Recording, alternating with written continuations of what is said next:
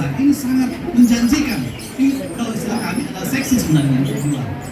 Berbeda dengan wisata desa. Jadi mungkin setelah kita melaunching ini, insya Allah kami akan segera berkoordinasi dengan stakeholder pariwisata lainnya, kabupaten kota, dinas-dinas kabupaten kota, kemudian dengan teman-teman stakeholder lainnya seperti Poltekpar, Bank Indonesia dengan program, kemudian dengan hotel-hotel, dengan mall. Kita mau memastikan bahwa hashtag Kesulselmi ini betul-betul dapat dipakai oleh semuanya, karena ini memang milik kita bersama dan kita memastikan bahwa semua stakeholder akan berperan dalam penyebaran hashtag Kesulselmi ini.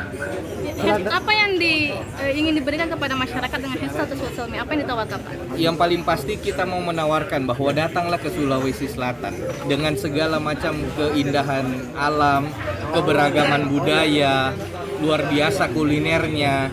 Datang nih ke Sulsel, Anda tidak akan menyesal, dan pastikan bahwa pada saat Anda ke Sulsel itu insya Allah semuanya akan terjamin. Kita harapkan masalah protokol kesehatannya akan kita perkuat agar berwisata berjalan tapi protokol kesehatan tetap juga berjalan. Yang menjadi ikonnya nanti Ikonnya ya, saat ini yang mana, Pak? Ke Sulselbi.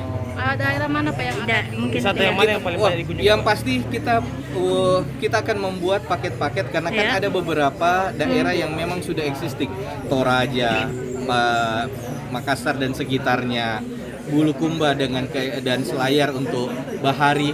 Ini semua akan kita cluster dan kita pastikan ini semua akan mendapatkan porsi untuk kita promosikan bersama-sama semuanya. berarti juga termasuk belanja-belanjanya Pak ya? Termasuk grade sale-nya nanti itu akan pasti kita program itu akan kita koordinasikan dengan dinas terkait untuk memastikan bahwa Sulsel juga akan melakukan